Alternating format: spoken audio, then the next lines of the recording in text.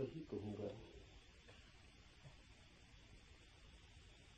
जो मैं जानता हूं, वही कहूंगा जो आप भी जान सकते हैं। लेकिन जानने से मेरा अर्थ है जीना। जाना बिना जिए भी जा सकता है, तब ज्ञान होता है एक बोझ।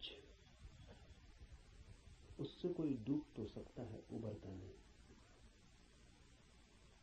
जानना जीवंत भी हो सकता है, तब जो हम जानते हैं वो हमें करता है निर्भर, हल्का, कि हम उड़ सकें आकाश में। जीवन ही जब जानना बन जाता है तभी पंख लगते हैं,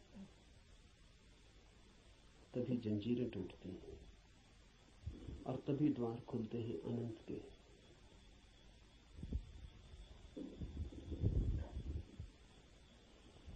लेकिन जानना कठिन है।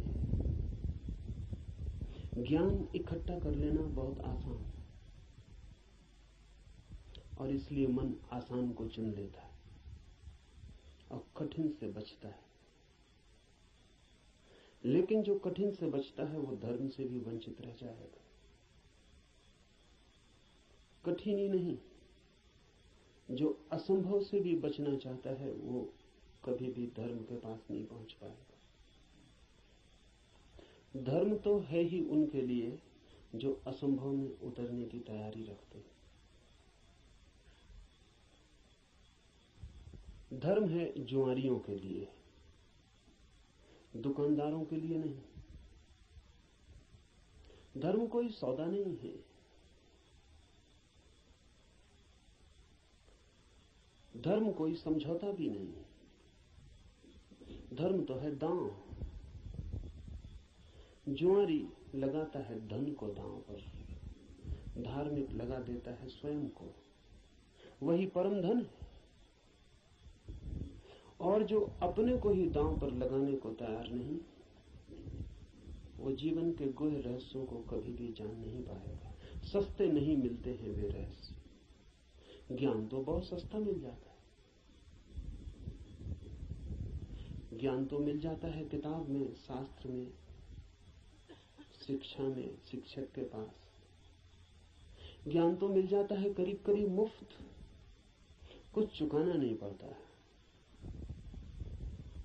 धर्म में तो बहुत कुछ चुकाना पड़ता है। बहुत कुछ कहना ठीक नहीं, सभी कुछ दांव पर लगा दे कोई तो ही उस जीवन के द्वार खुलते हैं। इस जीवन को जो दांव पर लगा दे उसके लिए ही उस जीवन के द्वार खुलते हैं। इस जीवन को दांव पर लगा देना ही उस जीवन के द्वार की कुंजी है। लेकिन ज्ञान बहुत सस्ता है, इसलिए मन सस्ते रास्ते को चुन लेता है, सुगम को। सीख लेते हैं हम बातें, शब्द, सिद्धांत और सोचते हैं जान लिया। अज्ञान बेहतर है ऐसे ज्ञान से। अज्ञानी को कम से कम इतना तो पता है कि मुझे पता नहीं। इतना सत्य तो कम से कम उसके पास है। जिन्हें हम ज्ञानी कहते हैं उनसे ज्यादा असत्य आदमी खोजने मुश्किल। उन्हें यह भी पता नहीं है कि उन्हें पता नहीं। सुना हुआ, याद किया हुआ कंठस्थ हो गया, धोखा देता है। ऐसा लगता है मैंने भी जान लिया। मैं आपसे वही कहूंगा जो मैं जानता हूं, क्योंकि उसके कहने का ही कुछ मूल्य है। क्योंकि जिसे मैं जानता हूं, अगर आप तैयार हो तो उसकी जीवंत चोट आपके हृदय के तारों को भी हिला सकती है।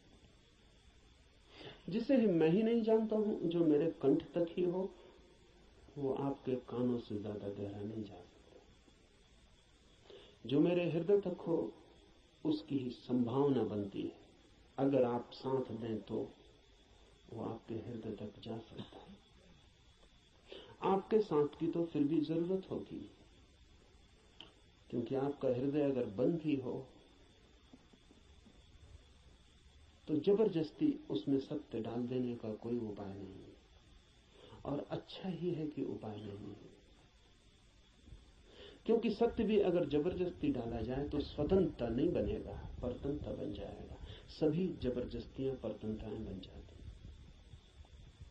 इसलिए इस जगत में सभी चीजें जबरदस्ती आपको दी जा सकती हैं, सिर्फ सत्य नहीं दिया जा सकता, क्योंकि सत्य कभी भी परतंत्रता नहीं हो सकता। सत्य का स्वभाव स्वतंत्रता है। इसलिए एक चीज भर है इस जगत में जो आपको कोई जबरदस्ती नहीं दे सकता, जो आपके ऊपर थोपी नहीं जा सकती, जो आपको पहनाई नहीं जा सकती, उड़ाई नहीं जा सकती। आपका राजी होना अनिवार्य शर्त है, आपका खुला होना, आपका ग्राहक होना, आपका आमंत्रण, आपका अहोभाव से भरा हुआ हृदय। जैसे पृथ्वी वर्षा के पहले पानी के लिए प्यासी होती और दरारें पड़ जाती हैं, इस आशा में पृथ्वी जगह जगह अपने ओंठ खोल देती है कि वर्षा हो। ऐसा जब आपका हृदय होता है तो सत्य प्रवेश कर रहा है।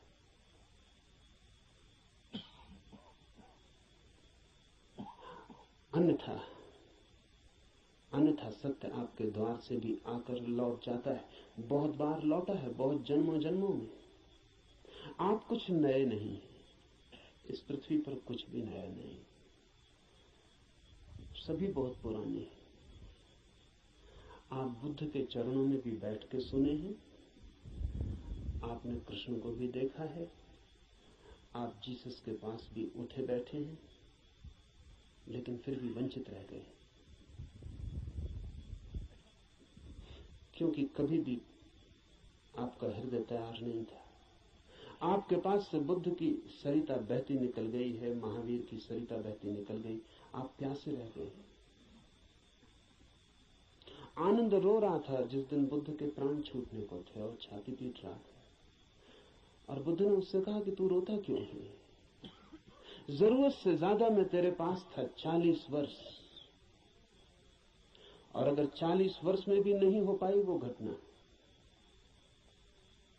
तो अब रोने से क्या होगा? मेरे मिटने से इतना परेशान क्यों हो रहा है?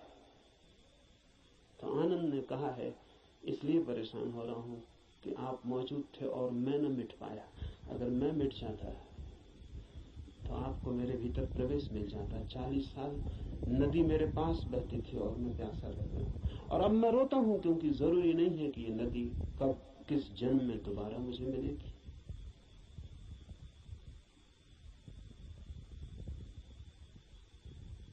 आप कुछ नए नहीं हैं। आपने बुद्धों को दफनाया, महावीरों को दफनाया, जीसस, कृष्ण, क्राइस्ट, सबको आप दफना के जी रहे हैं। उनकी वो हार गए आपसे। आप काफी पुराने, जब से जीवन है तब से आप हैं। अनंत अनंत यात्रा है। कहां हो जाती होगी चूक? बस यही हो जाती है कि आप खुले ही नहीं, बंद है। मैं तो आपसे वही कहूंगा जो मैंने जाना है। अगर आप भी अपने को एक खुलापन बना सके तो आप भी उसे जान लेंगे।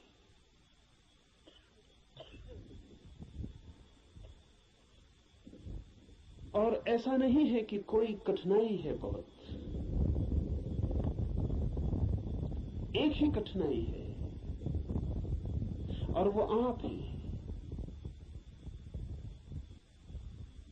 कुछ लोग कुतूहल से चलते हैं, जैसे राह चलते बच्चे पूछ लेते हैं इस वृक्ष का नाम क्या है, और अगर आप उत्तर न दें तो तत्क्षण भूल जाते हैं कि उन्होंने पूछा भी था। वो दूसरी बात पूछने लगते हैं कि ये पत्थर यहां क्यों पड़ा है।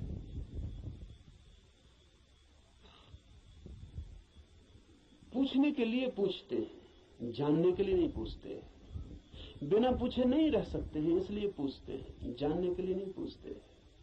जो लोग कुतूहल से जी रहे हैं वो अभी भी बचकाने, अगर आप ऐसे ही पूछ लेते हैं कि ईश्वर क्या है, जैसे कि कोई बच्चा राह चलती दुकान देख के पूछ लेता हो कि ये खिलौना क्या है,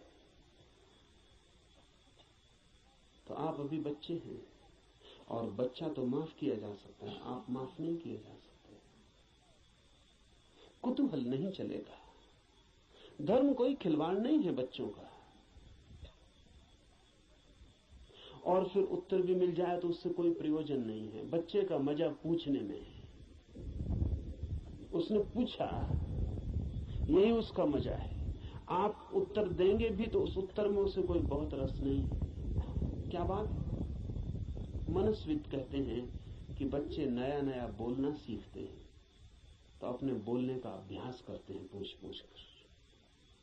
जैसे बच्चा नया नया चलना सीखता है तो बार बार उठ के चलने की कोशिश करता है, बोलना सीखता है तो बार बार बोलने की कोशिश करता है। इसलिए बच्चे एक ही बात को कई दफा कहते हैं। इसलिए कई दफा कहते हैं क्योंकि उन्हें बोलने का एक नया अनुभव, एक नया आयाम मिला है। उस नए आयाम में वे तैर के अभ्यास कर रहे हैं।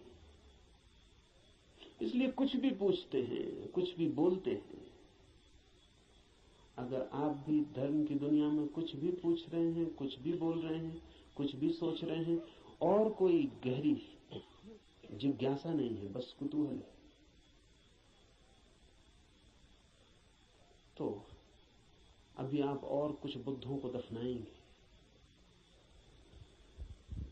अभी और न मालूम कितने बुद्धों को आपके साथ मेहनत करनी पड़ेगी।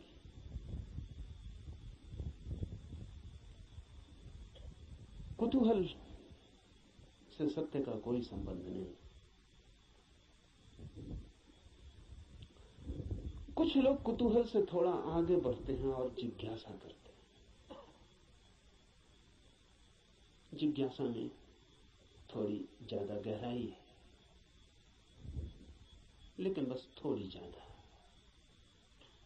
जिज्ञासा भी बहुत गहरी नहीं, वो भी उथली है। क्योंकि जिज्ञासा है केवल बौद्धिक,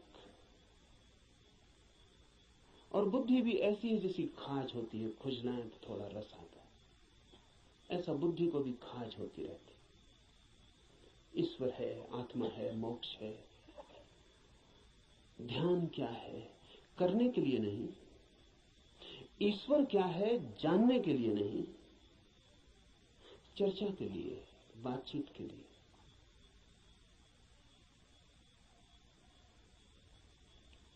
एक बौद्धिक मजा है, एक बौद्धिक व्यायाम है। तो लोग ऊंची बातें करते हैं, लेकिन उन बातों पर कभी भी कोई दांव नहीं लगाते। ईश्वर है या नहीं, इससे कोई प्रयोजन नहीं है। और ईश्वर हो तो, ईश्वर न हो तो वे जैसे हैं वैसे ही बने रहते हैं। ये बड़े मजे की बात है। एक आदमी मानता है कि ईश्वर है और एक आदमी मानता है कि ईश्वर नहीं, और दोनों की जिंदगी बराबर एक सी। कोई गाली दे तो उसे भी क्रोध आता है जो मानता है कि ईश्वर है, और उसे भी क्रोध आता है जो मानता है कि ईश्वर नहीं। बल्कि कई दफे तो ये देखा जाता है कि जो मानता है ईश्वर है उसे ज्यादा क्रोध आता है, क्योंकि जो मानता है कि ईश्वर नहीं है वो ज्यादा से ज्यादा क्या कर सकता है? आपका गाली दे सकता है, मार सकता है, हत्या कर सकता है। लेकिन जो मानता है ईश्वर है वो आपको नरक तक में सड़ा सकता है। उसके पास ज्यादा उपाय क्रोधित होने के। अगर ईश्वर के मानने और न मानने से कोई भी अंतर जीवन में न पड़ता हो तो उसका अर्थ है कि ये ईश्वर से कोई संबंध नहीं है, बौद्धिक बातचीत है।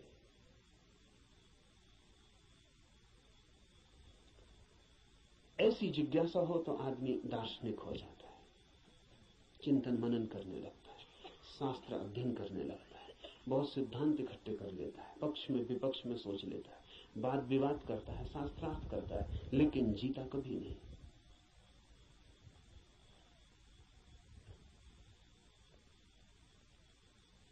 अगर आप भी सिर्फ जिज्ञासा से भरे हैं तो यात्रा नहीं होगी। जिज्ञासा से भरे हुए लोग वे हैं जो मील के पत्थर के पास बैठ जाते हैं और पूछते हैं मंजिल क्या है, कितनी दूर है, और सदा यही पूछते हैं, लेकिन कभी उठ के चलते नहीं। जानते तो आप भी कितना है, क्या कमी है जानने में? करीब करीब सभी कुछ जानते हैं। जो बुद्ध ने जाना हो, महावीर ने, कृष्ण ने जाना हो, वो सभी आप भी तो जानते। गीता में पढ़ के आपको ऐसा नहीं लगता कि ये बातें तो हमें भी मालूम आपको भी है, पर सिर्फ बुद्धि तक है, आपके हृदय तक उनका बीज नहीं पहुंचा। और बुद्धि पर रखे हुए विचार वैसे ही होते हैं जैसे पत्थर पे कोई बीज को रखते। बीज तो होता है लेकिन पत्थर पे रखा रहता, अंकुर नहीं फूट सकता। अंकुर फूटना हो तो बीज को पत्थर से गिरना पड़े, जमीन खोजनी पड़े, और जमीन की भी ऊपर की सतह ठीक नहीं है क्योंकि और गीली जगह चाहिए, तो थोड़ा जमीन के भीतर पहुंचना पड़े जहां थोड़ी पानी की सुविधा हो, थोड़ा रस बहता हो। बुद्धि पर पत्थर की तरह बीज रख जाते हैं, हृदय तक जब तक न गिर जाएं तब तक गीली जगह नहीं मिलती। हृदय में थोड़ा रस बहता है, थोड़ा प्रेम, वहां थोड़ा पानी है, वहां कोई बीज गिरे तो अंकुरित होता है, नहीं तो कभी अंकुरित नहीं होता। जिज्ञासु व्यक्तियों के पास बहुत कुछ होता है, लेकिन पत्थर पर रखे हुए बीजों की भांति। जमीन भी ज्यादा दूर नहीं होती, लेकिन थोड़ी यात्रा भी मुश्किल है, चलना बिल्कुल नहीं है, तो पत्थर पर ही बीज रखा रह जाता है। इतनी यात्रा तो करनी ही पड़ेगी कि बीज पत्थर से नीचे गिरे, जमीन पर आए, जमीन में जगह खोजे, थोड़ी गीली भूमि को पाए, थोड़ा छिप जाए अंधेरे में। ध्यान रहे, जगत में जो भी जन्म पाता है वो गहन, मौन, एकांत, अंधेरे को चाहता है। बुद्धि में तो जितनी चीजें रखी हैं वो सब खुले प्रकाश में रखी हैं, वहां अंकुर नहीं होते। हृदय है, आपके भीतर गीली जमीन है छिपी हुई, वहां कुछ पैदा होता है। इसलिए जो सिर्फ जिज्ञासा से जीते हैं वे विद्वान बन जाते हैं, पंडित बन जाते हैं, ज्ञानी बन जाते हैं, लेकिन कुछ अंकुरित नहीं होता उनके भीतर। कोई नया जन्म, कोई नया जीवन, कोई नए फूल, कुछ भी नहीं। एक और